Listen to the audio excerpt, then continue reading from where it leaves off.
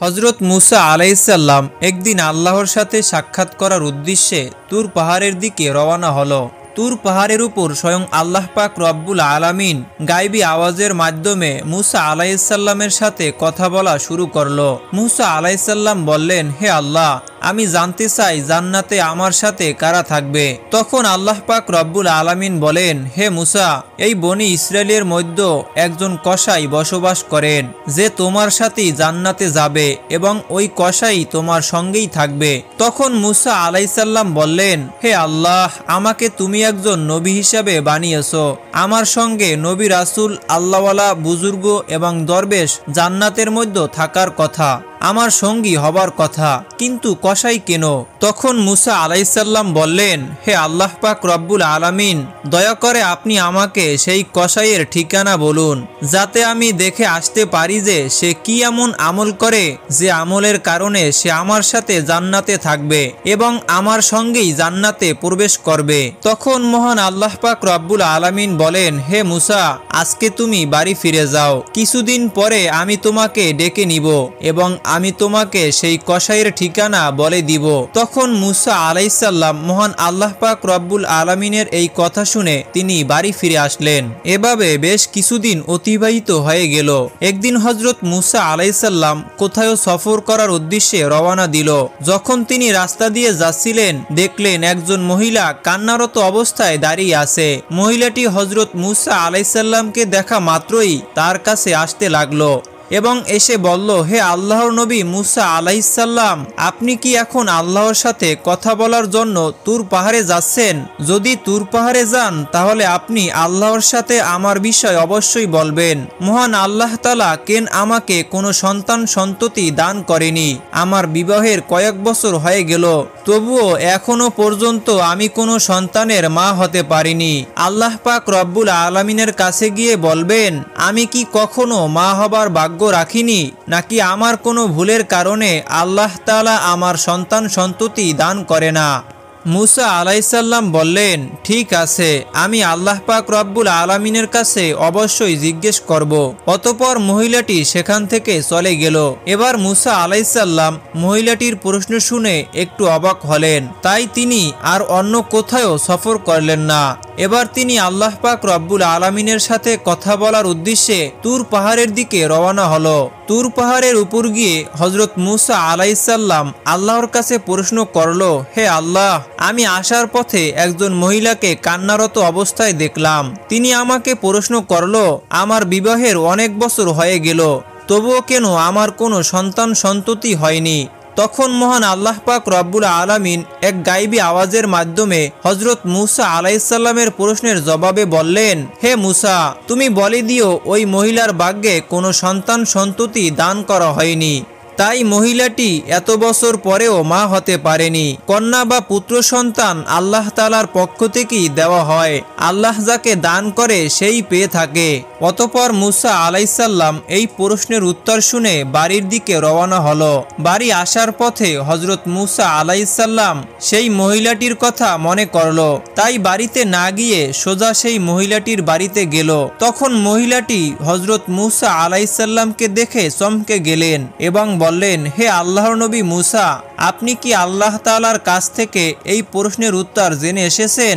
মহিলাটির এই কথা শুনে হজরত মুসা আলাইসাল্লাম বললেন, মহান আল্লাহ তাআলা বলেছেন তোমার ভাগ্যে কোনো সন্তান দান করেনি, তাই তুমি কখনো মা হতে পারবে না। এই কথা শোনার পরে মহিলাটির চোখ অশ্রু জলে ভরে গেল এবং জোরে জোরে কান্না করতে লাগলো। অতঃপর হজরত মুসা আলাইসাল্লাম সেখান থেকে চলে আসলেন। এই ঘটনার কিছুদিন পরে একজন আল্লাহওয়ালা এবং বুজুর্গ ফকির ওই মহিলাদের বাড়িতে গেল এবং বাড়িতে গিয়ে বলল, বাড়িতে কি কেউ আছেন? আমি একজন বুজুর্গ ফকির, অনেক দিন থেকে কিছু খাইনি, আমার খুবই খিদে পেয়েছে, দয়া করে আল্লাহর হস্তে আমাকে কিছু দান করুন, নিশ্চয়ই আল্লাহ পাক রব্বুল আলামিন তোমার নিয়ত পূর্ণ করবে। অতঃপর মহিলাটি ফকিরের এই কথা শুনে তাকে ঘরে আসতে দিল এবং ফকিরকে 4টি রুটি খেতে দিল। তখন মহিলাটি বলল, আপনি তো আল্লাহ তাআলার ফকির, আপনি একটু আল্লাহর কাছে দোয়া করবেন, আল্লাহ যেন আমাকে কোনো সন্তানই দান করেনি, আল্লাহ তাআলা যেন আমাকে সন্তান দান করেন। অতঃপর ফকিরটি রুটি খাওয়ার পরে আল্লাহ পাক রব্বুল আলামিনের কাছে দোয়া করলেন, হে আল্লাহ, তুমি এই মহিলাটিকে সন্তান দান করো। এরপরে তিনি ওই বাড়ি থেকে চলে গেল। এদিকে এই ঘটনার প্রায় কিছু বছর হয়ে গেল। একদিন হঠাৎ হযরত মুসা আলাইহিসসালাম আবারও কোথাও সফর করছিলেন। হযরত মুসা আলাইহিসসালাম ওই মহিলাটির বাড়ির কাছ থেকে যাচ্ছিলেন। তখন হযরত মুসা আলাইহিসসালামের এই মহিলাটির কথা মনে পড়ল। এবার হযরত মুসা আলাইহিসসালাম তার বাড়ির কাছে গিয়ে দেখল ওই মহিলাটি ছোট্ট সন্তান নিয়ে মনের আনন্দে খেলা করছে। মহিলাটি হযরত মুসা আলাইহিসসালামকে দেখে বাইরে চলে আসলো এবং বলল, হে আল্লাহর নবী মুসা, আপনি তো বলছিলেন আল্লাহ তাআলা আমাকে কোনো সন্তানই দান করবে না, আমার ভাগ্যে নাকি কোনো সন্তানই লেখা হয়নি, কিন্তু আল্লাহ তাআলা তো আমার একটা সন্তান দান করেছে। এটা শুনে হযরত মুসা আলাইহিসসালাম একটু অবাক হলেন এবং এই প্রশ্নের উত্তর জানার জন্য হযরত মুসা আলাইহিসসালাম তুর পাহাড়ের দিকে রওনা হলো। তুর পাহাড়ের উপর গিয়ে হযরত মুসা আলাইহিসসালাম আল্লাহকে জিজ্ঞাসা করলেন, হে আল্লাহ পাক রব্বুল আলামিন, আপনি তো বলেছিলেন ওই মহিলার ভাগ্যে কোনো সন্তান লেখা হয়নি, ওই মহিলার কোনো সন্তান হবে না, কিন্তু আজ আসার সময় দেখলাম ওই মহিলা সন্তান নিয়ে খেলা করছে এবং সন্তান পেয়ে খুব আনন্দিত এবং খুশি হয়েছে। হে আল্লাহ পাক রব্বুল আলামিন, এই ব্যাপারটি আমি কিছুতেই বুঝতে পারিনি। অতঃপর মহান আল্লাহ পাক রব্বুল আলামিন এক গায়বী আওয়াজের মাধ্যমে এই প্রশ্নের উত্তরে বলেন, হে মুসা, তুমি এই প্রশ্নের উত্তর জানতে চাও? তাহলে একটি থলায় মানুষের মাংস নিয়ে এসো, তারপর এই প্রশ্নের জবাব পাবে। তখন হযরত মুসা আলাইহিসসালাম মহান আল্লাহ তাআলার এই হুকুম পাওয়ার পরে একটা থালা, একটা ছুরি নিয়ে সমস্ত লোকের কাছে এসে বলল, হে আমার কওমের লোকেরা, মহান আল্লাহ তাআলা বলেছেন মানুষের মাংস নিয়ে যেতে। আপনাদের মধ্যে এমন কি কেউ আছে যে এই থলায় নিজের মাংস দেবে? কিন্তু হযরত মুসা আলাইহিসসালামের এই কথায় কেউই রাজি হলো না। অতঃপর সবাই সেখান থেকে একে একে চলে গেল। তখন হযরত মুসা আলাইহিসসালাম অত্যন্ত চিন্তিত এবং পেরেশান হয়ে এদিক ওদিক ঘুরছিল। হযরত মুসা আলাইহিসসালাম যখন মানুষের মাংস না পেয়ে বাড়ির দিকে ফিরে যাচ্ছিলেন, তখন হঠাৎ একজন বুজুর্গ ফকির পিছন থেকে ডেকে বলল, হে আল্লাহর নবী মুসা, তোমার কি হয়েছে? তোমাকে এমন চিন্তিত এবং পেরেশানি দেখাচ্ছে কেন? তখন মুসা আলাইহিসসালাম সেই ফকিরের কাছে এসে বলল, মহান আল্লাহ পাক রব্বুল আলামিন আমাকে মানুষের শরীরের মাংস নিয়ে যেতে বলছে, কিন্তু কোনো মানুষ তার নিজের শরীরের মাংস কেটে দিতে রাজি হলো না, বরং সবাই মুখ ফিরিয়ে চলে গেল। তখন বুজুর্গ ওই ফকির হযরত মুসা আলাইহিসসালামের মুখে এই কথা শোনা মাত্রই তার কাছ থেকে ছুরি নিয়ে নিজের শরীর থেকে একটু মাংস কেটে হযরত মুসা আলাইহিসসালামের কাছে দিয়ে চলে গেল। এটা দেখে হযরত মুসা আলাইহিসসালাম একটু অবাক হয়ে গেলেন। অতঃপর মুসা আলাইহিসসালাম ওই মানুষের মাংস নিয়ে আবারও তুর পাহাড়ের উপর চলে গেল এবং মুসা আলাইহিসসালাম বললেন, হে আল্লাহ, আমি মানুষের মাংস নিয়ে এসেছি, কিন্তু এই মাংস যার কাছে গিয়ে দিতে বলেছি সব মানুষ মুখ ফিরিয়ে চলে গেল। শুধুমাত্র একজন বুজুর্গ ফকির আল্লাহর নাম শোনা মাত্রই তার শরীরের মাংস কেটে আমার কাছে দিয়ে দিল। তখন মহান আল্লাহ পাক রব্বুল আলামিন এক গায়বী আওয়াজের মাধ্যমে হযরত মুসা আলাইহিসসালামকে বললেন, হে মুসা, এই মাংসের জন্য সব মানুষের কাছে যাওয়ার তো দরকার ছিল না, তুমি তো যথেষ্ট ছিলে। এর মাধ্যমে তুমি তোমার প্রশ্নের উত্তর পেয়ে গেছো।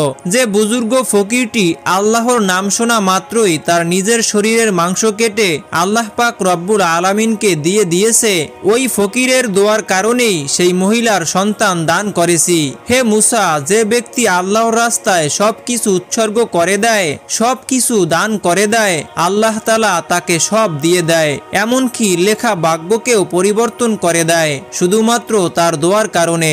অতঃপর হযরত মুসা আলাইহিসসালাম আল্লাহ পাক রব্বুল আলামিনের এই উত্তর শুনে বাড়িতে চলে আসলেন। এরপর কিছুদিন অতিবাহিত হয়ে গেল। একদিন হযরত মুসা আলাইহিসসালামের মনে পড়ে গেল যে আল্লাহ পাক রব্বুল আলামিন বলেছিলেন কসাই তার সাথে জান্নাতের সঙ্গী হবে। এই প্রশ্নের জবাব জানার জন্য হযরত মূসা আলাইহিসসালাম আবারও তুর পাহাড়ের উদ্দেশ্যে রওনা হলেন। তুর পাহাড়ে গিয়ে হযরত মূসা আলাইহিসসালাম বললেন, হে আল্লাহ পাক রব্বুল আলামিন, আপনি বলেছিলেন কসাই আমার সাথে জান্নাতের সঙ্গী হবে।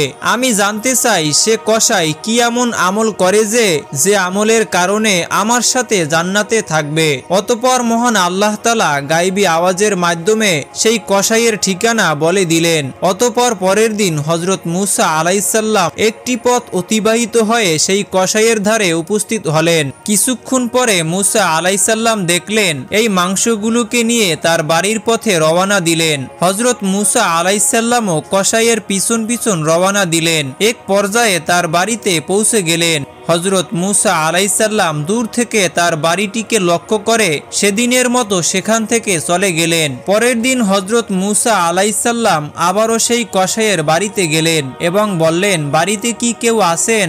আমি একজন মুসাফির। কিন্তু বাড়ির ভেতর থেকে কোনো উত্তর এলো না। তখন হযরত মূসা আলাইহিসসালাম ভাবলো আসলেই বাড়িতে কেউই নেই। অতঃপর হযরত মূসা আলাইহিসসালাম আবারও সেই কসাইয়ের দোকানে উপস্থিত হলেন। দূর থেকে লক্ষ্য করলেন কসাই যখন মাংস কেটে একটি ভালো মাংসের টুকরো তার পাশে রেখে দিল, তখন একজন ক্রেতা বলল, ভাই কসাই, আমাকে তোমার পাশে থাকা ওই মাংসের টুকরোটা দাও, বিনিময়ে আপনাকে অতিরিক্ত দাম দেওয়া হবে। তখন কসাই বলল, আপনি আমাকে যতই দাম দেন না কেন এই মাংসের টুকরো আমি দিব না। তখন কসাই বলল, ভাই এটি আমার বাড়িতে নিয়ে যাব। তখন হযরত মূসা আলাইহিসসালাম মনে মনে ভাবলো বাড়িতে তো কেউই নেই। কসাইকে যখন ক্রেতা মাংসের বিনিময়ে অতিরিক্ত দাম দেওয়ার কথা বলছে, তা সত্ত্বেও কসাই কেন মাংস দিচ্ছে না, এটা হযরত মূসা আলাইহিসসালাম বুঝতে পারলেন না। অতঃপর ক্রেতা যখন মাংস নিয়ে চলে গেল, তার কিছুক্ষণ পর কসাই তার দোকান বন্ধ করে পাশে রাখা ওই মাংসের টুকরো একটি ব্যাগে করে তার বাড়ির দিকে রওনা হলেন। এটা দেখে হযরত মূসা আলাইহিসসালাম তার পিছু পিছু রওনা হলেন। কসাই যখন তার বাড়িতে উপস্থিত হলেন, এমন সময় হযরত মূসা আলাইহিসসালাম ঘরের বাইরে থেকে আওয়াজ দিয়ে বললেন, বাড়িতে কি কেউ আছেন? আমি একজন মুসাফির বলছি। তখন কসাই বাইরে এসে হযরত মূসা আলাইহিসসালামকে জিজ্ঞাসা করলেন, ভাই আপনি কে? আপনাকে তো ঠিক চিনতে পারলাম না। তখন হযরত মূসা আলাইহিসসালাম বললেন, আমি একজন মুসাফির। আজ রাতটুকু আপনার বাড়িতে আমাকে কি আশ্রয় দেবেন? কাল সকাল হলেই আমি আমার গন্তব্যের দিকে রওনা হব। কসাই বললেন, নিশ্চয়ই দেব, আসুন আমার বাড়ির ভিতর। কসাই বললেন, ওহে মুসাফির, আপনি এখানে বসুন, পাশের ঘরে আমার একটু কাজ আছে। এই বলে কসাই ওই ঘরের দিকে রওনা হলো। হযরত মূসা আলাইহিসসালাম দেখলেন পাশের ঘরে গিয়ে কসাই একা একা রুটি বানাচ্ছে এবং মাংস রান্না করছে। অতঃপর কিছুক্ষণ পরে হযরত মূসা আলাইহিসসালাম দেখলেন এক ঘরের কোণ থেকে একজন বয়স্ক বৃদ্ধা আস্তে আস্তে আদবের সাথে নিয়ে আসছে। তারপরেই মাংস এবং রুটি বৃদ্ধাকে খাইয়ে দিচ্ছে, খুব স্নেহের সাথে খাইয়ে দিচ্ছে। ঠিক তেমনি ভাবে যেমন একটি ছোট্ট শিশুকে তার মায়ের স্নেহ এবং ভালোবাসা দিয়ে খাইয়ে দেওয়া হয়, ওই বয়স্ক বৃদ্ধাকে তেমনি ভাবে খাইয়ে দিচ্ছেন। অতঃপর কিছুক্ষণ পর কসাই কিছু মাংস এবং রুটি নিয়ে হযরত মূসা আলাইহিসসালামের কাছে এসে বললেন, ওহে মুসাফির ভাই, এই নাও আপনার খাবার। আপনার খাবার দিতে আমার একটু দেরি হয়ে গেল। তখন কসাই বলল, আসলে আমার একটু কাজ ছিল, এজন্য আপনাকে খাবারগুলো আগে দিতে পারিনি। তখন মূসা আলাইহিসসালাম বললেন, ঠিক আছে, তুমি আগে বলো এই বৃদ্ধা মহিলাটি কে? তখন কসাই বললেন, এই বৃদ্ধা হলো আমার মা। আমার মা ছাড়া এই দুনিয়ায় আমার আর কেউ নেই, আর আমার মায়েরও এই দুনিয়ায় আমি ছাড়া তার আর কেউ নেই। আমার মা বৃদ্ধা হয়ে গেছে, ভালো করে চলাফেরা করতে পারে না, ভালো করে খেতেও পারে না। তাই আমি প্রতিদিন দোকান থেকে ভালো ভালো নরম মাংসের টুকরোগুলো একটি জায়গায় রেখে দেই এবং বাড়িতে এসে মাকে রান্না করে খাইয়ে দেই। এই কথা বলার পরে কসাই সেখান থেকে চলে গেলেন। হযরত মূসা আলাইহিসসালাম কসাইয়ের মায়ের প্রতি এমন ভক্তি এবং স্নেহ ভালোবাসা দেখে হতভম্ব হয়ে গেলেন। অতঃপর হযরত মূসা আলাইহিসসালাম পাশের ঘর থেকে লক্ষ্য করে দেখলেন তার বৃদ্ধা মা চোখের পানি ছেড়ে দিয়ে কান্না করে করে দুটি হাত তুলে আল্লাহর দরবারে দোয়া করতে লাগলেন, ওগো আল্লাহ, তুমি রহমানুর রহিম, গফুরুর রহিম, তুমি সবকিছুরই খবর রাখো। পৃথিবীতে এমন কিছু নেই যার খবর তুমি রাখো না। আমার ছেলে কসাইয়ের সেবায় আমি খুশি। আল্লাহ গো, মা হয়ে আমি তোমার দরবারে আমার ছেলের জন্য দোয়া করেছি।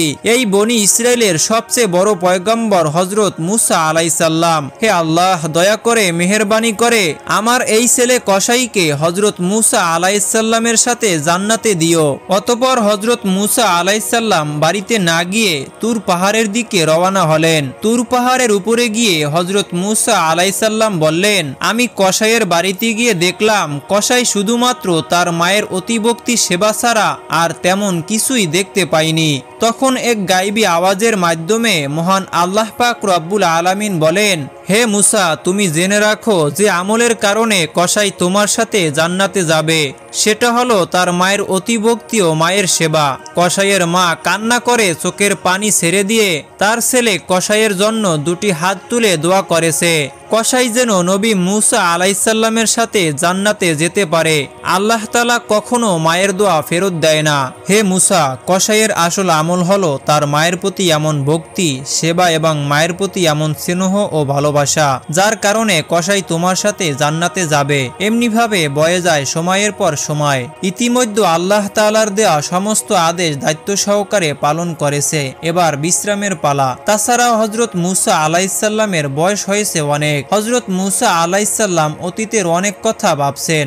এমন সময় হঠাৎ করে মালাকুল মউত আজরাইল ফেরেশতা হাজির হলেন। হযরত মুসা আলাইসাল্লাম তখন আজরাইল ফেরেশতাকে জিজ্ঞেস করলেন, আপনি কি আমার জান কবজ করার জন্য এসেছেন? আজরাইল আলাইসাল্লাম বললেন, জি হ্যাঁ, আল্লাহ পাক রব্বুল আলামিনের নির্দেশ অনুসারে আপনার এবারে জান কবজ করার সময় হয়েছে। তখন মুসা আলাইসাল্লাম বললেন, আপনি কি আমার জান মুখ থেকে বের করে নিবেন? অথচ আমি এই মুখ দিয়ে সরাসরি আল্লাহ তাআলার সাথে কথা বলেছি। তখন আজরাইল আলাইসাল্লাম বললেন, তাহলে চোখ দিয়ে বের করে নিব।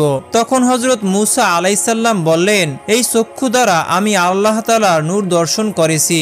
এবার আজরাইল আলাইসাল্লাম বললেন, তবে নাক দিয়ে বের করে নিব।